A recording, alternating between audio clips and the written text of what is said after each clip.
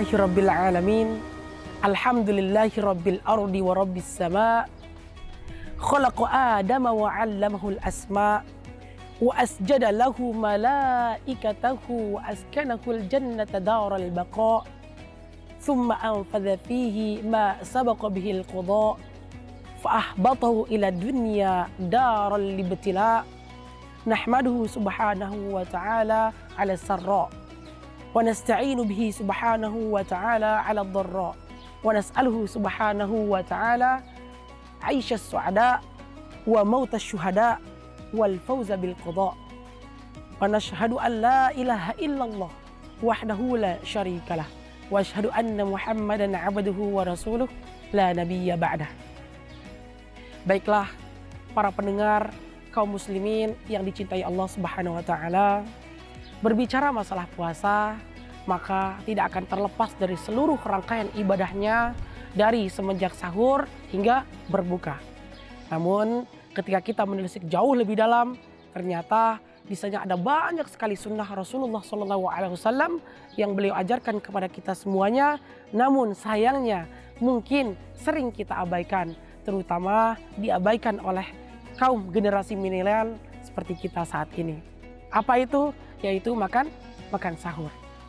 Para pendengar kaum muslimin yang dicintai Allah Subhanahu wa taala dimanapun Anda berada, izinkanlah saya di sini untuk menyampaikan sepatah dua patah kata tentang 3 rahasia di balik waktu sahur.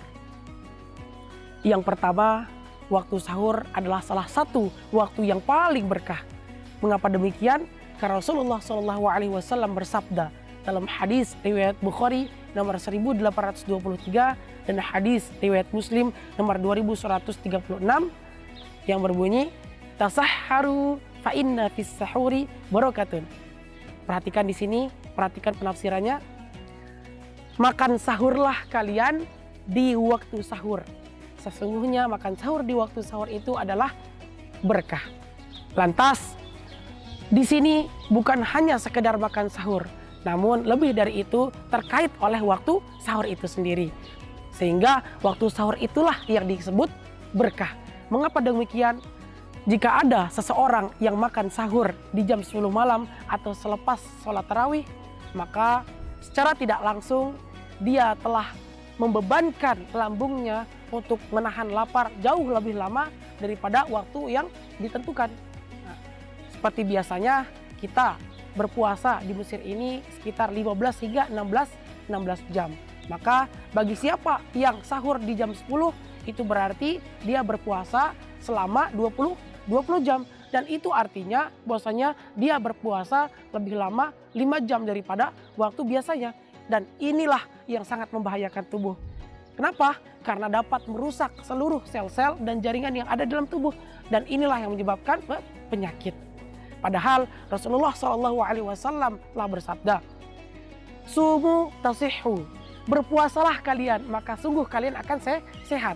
Namun karena tidak dilakukan dengan sunnah-sunnah yang telah diajarkan Rasulullah SAW inilah, maka bukan kesehatanlah yang kita tuai, justru malah menambah penyakit. Seperti itu. Yang kedua, waktu sahur itu adalah waktu yang mendapatkan salawat dari Allah Subhanahu wa taala dan mendapatkan doa dari para malaikat.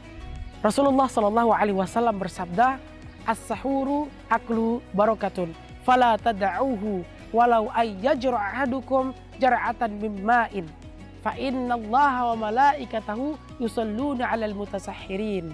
Yang artinya, makan sahurlah kalian karena di situ terdapat keberkahan. Maka janganlah sekali-kali kalian meninggalkan sahur walaupun hanya dengan seteguk air. Karena Allah Subhanahu wa taala beserta para malaikatnya bersalawat kepada orang-orang yang sahur. Kemudian yang ketiga, waktu sahur merupakan waktu yang paling afdal untuk beristighfar dan mohon ampun. Baiklah para pendengar kaum muslimin yang dicintai Allah Subhanahu wa taala dimanapun Anda berada, begitulah tadi tentang 3 rahasia di balik waktu sahur. Semoga dapat bermanfaat bagi kita semuanya. Dan kini telah tiba kepada kita bulan yang penuh dengan keberkahan dan kemuliaan ini, yaitu bulan suci Ramadan. Layaknya seorang perindu, Bahagianya tidak akan pernah cukup dengan untayan-untayan kata ketika bertemu. Layaknya seorang perindu, dahaganya tidak akan pernah tersirami sebelum dia bertemu dengan orang yang dirindu. Layaknya seorang perindu, menghabiskan waktu bersama adalah cara terbaik untuk memadamkan gelora api di jiwa yang telah lama terpenjara. Kini yang dirindu telah tiba, ibarat mentari di antara gugusan-gugusan bintang.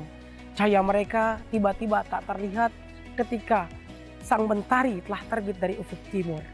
Bulan suci Ramadan yang penuh dengan keagungan dan kemuliaan ini telah memadamkan 11 bulan cahaya saudaranya, sehingga timbul di dalam hati terdalam tidak ingin berpisah darinya, bahkan berharap seandainya rentetan seluruh bulan di dalam satu tahun adalah dia.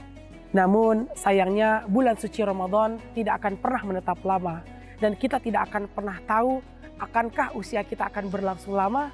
Maka dari itu, dari hati terdalam, marilah kita memaksimalkan hari-hari di sisa akhir bulan Ramadan yang dianugerahkan Allah kepada kita semuanya.